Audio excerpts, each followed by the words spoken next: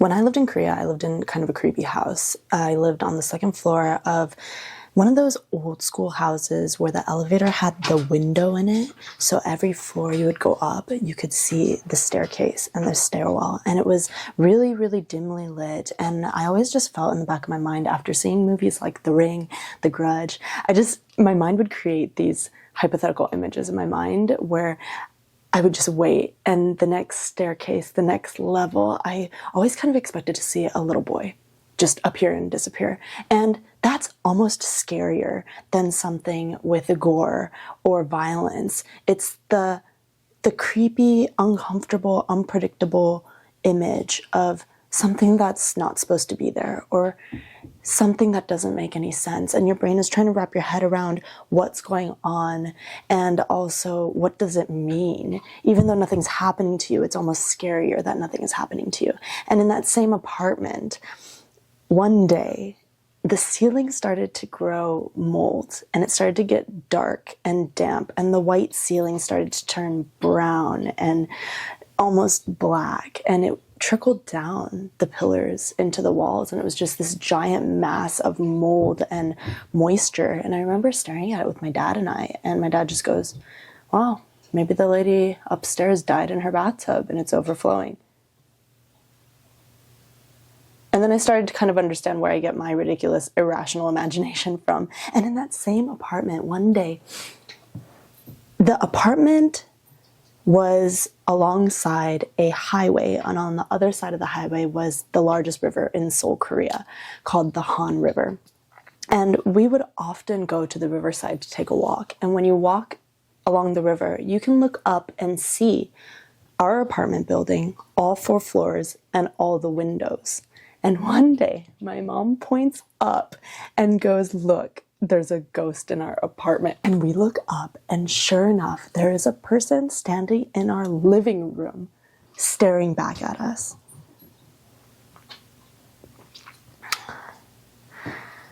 And we counted. We lived in 402. So also the number being 4 just added to the creepiness of it all, because in Japan the word 4 is shi, which is also the same sound as the word for death. So 4 is very unlucky. In Japanese buildings, you'll often see that the elevators either don't mark the number 4, it's just empty, or they put F, or they just skip it altogether. 4 is unlucky. And so we look up, we count from the right 4 windows. Sure enough, that is where our living room would be. My mom and I are freaking out. We go home, we tell my dad. My dad is very realistic. Yeah, he said that weird stuff about the lady in the bathtub earlier, but that's just his sadistic, dark humor. He's very realistic. The other day he called me and he was like, "Elisa, you know how I know ghosts don't exist?" And I was like, "How?" And he said, "In 1 year, how many people have died from ghosts?" And I didn't have an answer for him. Maybe he's right. But the next day we take our dad down to the Han River. We tell him, we point to the house, and we're like, "Look, that's the house, that's the living room, that ghost figure. Somebody was standing in that room even though nobody was home. My dad was at work, my mom and I were at the river, nobody else was with us. So who was this figure in the window?" And my dad,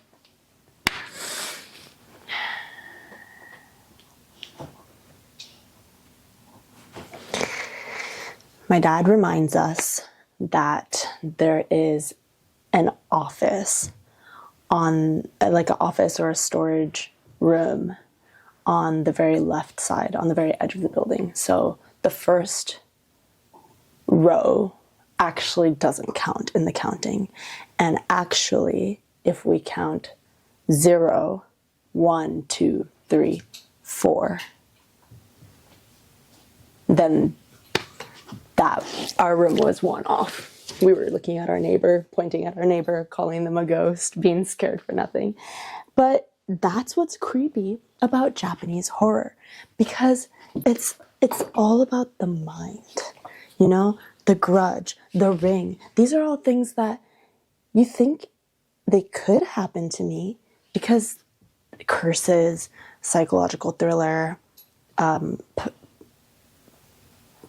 possession, these are all things that incorporate the mind. So yeah, somebody with a ski mask and a chainsaw rocking up into my house is probably very unlikely.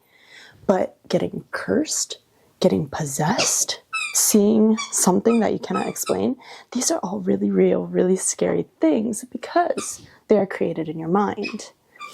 And you can't really escape your mind.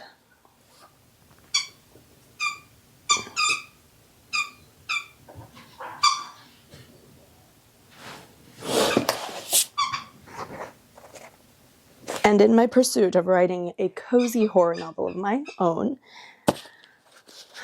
I am studying these two books. I picked up Strange Pictures because I liked the cover. It was intriguing. It was pulling me in. And then I realized it was pulling me in so it could curse me and I couldn't finish it. I read, I think, up to chapter 2 until it creeped me out so much that I had to put it down. And it's this subtle discomfort that he brings. Uketsu is a YouTuber, a horror YouTuber, and he creates stories on the internet, and he got really famous for Strange Houses, which became a Netflix series, I think, and it was all over Japan when we visited last year. It was all over the advertisements, and I was so curious that when I saw that Strange Pictures was made by the same person, I had to read it. I'm not a huge fan of horror. I scare easily. I overthink it. It's one of the reasons why I couldn't shower with my eyes closed for at least a couple weeks after watching The Ring. There is a scene in The Ring where she's in the shower, and as she's washing her hair, like other hair comes out from underneath her hair.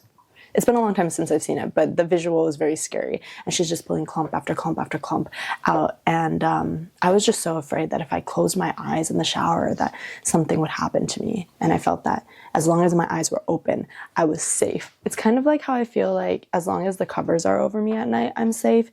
Or when I was little, as long as I got out of the bathroom before the flush ended, that I was safe. I'm like riddled with irrational fears. I don't know where they come from. And then I started to kind of understand where I get my ridiculous, irrational imagination from. So anyways, Strange Pictures, I was intrigued. And it opens up with psychology of drawing. And it feels like a nonfiction. I actually don't know if it is. It, to me, feels like nonfiction true crime has been kind of maybe over-exaggerated and embellished to create an interesting narrative. I'm not really sure, but it feels very true crime mixed with maybe paranormal, but you're not sure. And it uses the psychology of art and drawings. And it opens up with a teacher who is a therapist, and she is basically teaching you that there's a lot you can tell from a child's drawing.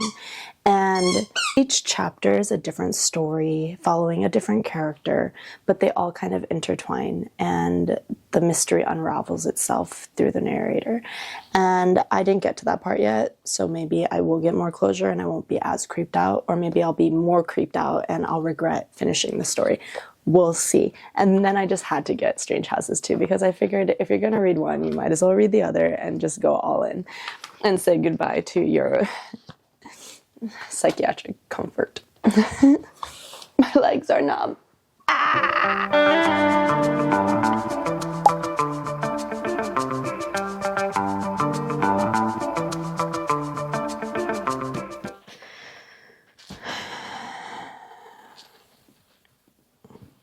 I don't want to tell you too much. I think the creepiest part about this is that so far the chapters that I've read have no closure at the end. The first chapter is about a boy who starts reading a blog, and the man who's writing the blog starts drawing pictures. And the pictures reveal an unsettling truth, but then the blog poster stops posting. And these kids, I think like college kids, start getting really into it, and they start kind of theorizing and trying to solve the case on their own. And then his friend disappears, and then the chapter ends and we move on to the next person. And the next person is about this mom who has a son, and this son drew a picture of their apartment and then blacked out their room.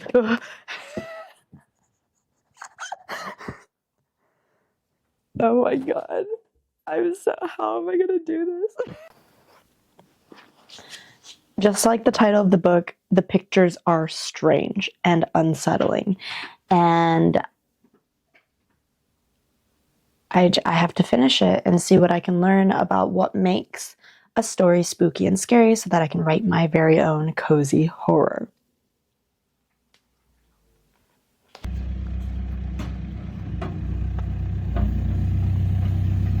I personally prefer library books for many reasons, but mostly because I want my bookshelf to be a curation of books that touched me, inspired me, that I really love and enjoy. I don't want to buy books and end up with books that I don't love and don't want to keep around me, fueling me with the energy that I need to be inspired and get things done. But at the same time, getting books from the library is amazing, but like as I read this, I want to annotate it. Oh, you know what? Maybe I could get sticky notes. Ooh, this might prompt a journey to the stationery store. It's been a minute, but that's a very dangerous journey to take. Will we make it out alive? By alive, I mean without spending an unnecessary amount of money when I am trying to save, because I have decided to pursue my dreams, and as we build it, there's no money making. Because we chose to be here and we're happy to be here, right?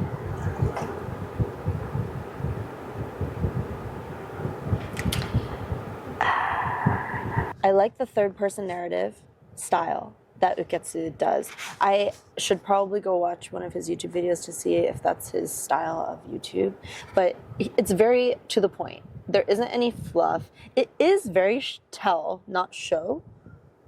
Which I feel like goes against what most people say about writing, but I like it. It's like he's telling me in a very narrative kind of way. I watch a lot of true crime YouTubers where they just tell the story, they tell the facts of what's happening, and in a storytelling kind of way. So it's very interesting, but also I feel like the story moves on very quickly and there isn't a lot of extra unnecessary information, which I have a problem with.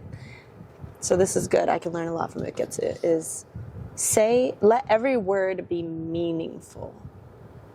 Or choose your words carefully. I don't know. Let every word that you write, let every word be intentional. We're going to let Leia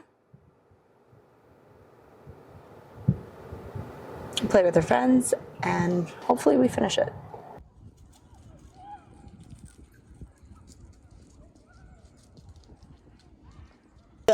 Talk about the whiplash right at the end there. Writing is very subtle fear. There's not anything that's too crazy or overly exaggerated, and it's like somebody is just telling you the facts of what happened. And my goodness, I was not prepared for the plot twist after plot twist after plot twist, but all confirming things that had been laid out and prepared in the earlier chapters.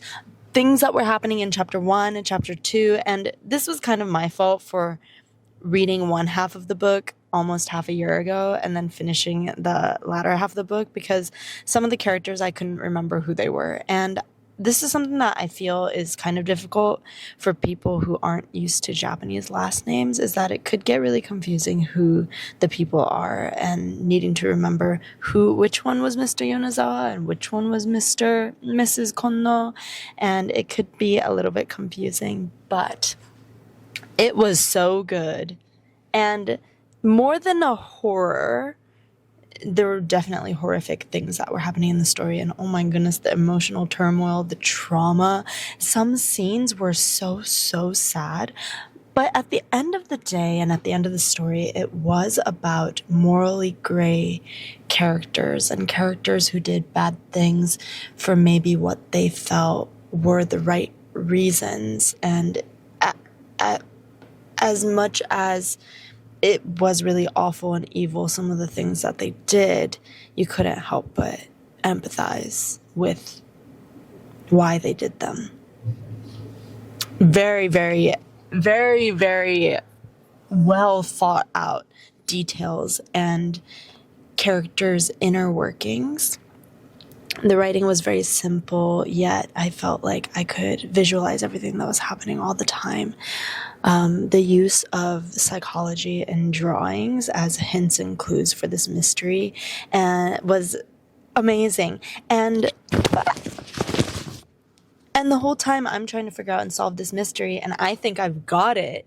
And then he goes, no, watch this. And unravels. I would love for you to read it yourself. It was really good. It has done two things for me. It has inspired me and taught me a lot about how to write, about what it takes to write a good and intriguing mystery, and then how to finish it all in a super conclusive and actually an uplifting message, which I was really happy about. And at the same time, it overwhelmed me because, wow, that is really good. How can I write a story that is also really good? But that's kind of what this whole journey is about, right? So I guess that means we got to get started on our story. Let's see if we can plot and plan the novel in one day, because I was looking at the calendar and I'm kind of weirdly neurotic in this way where I'm like, I really like to start things with a new month. I don't like starting things in the middle of the month. And I happened to start this novel idea, cozy horror, mystery, paranormal, right at the end of July. And a part of me really wants to start a new genre in August and spend that whole month doing a new genre. So I know that this will sacrifice the quality of the story, but maybe with this first novel, it's just to see if we can finish a story, if we can write a story from start to finish, even if it's not great, to prove to myself that I can do that. I can finish a story. Bye.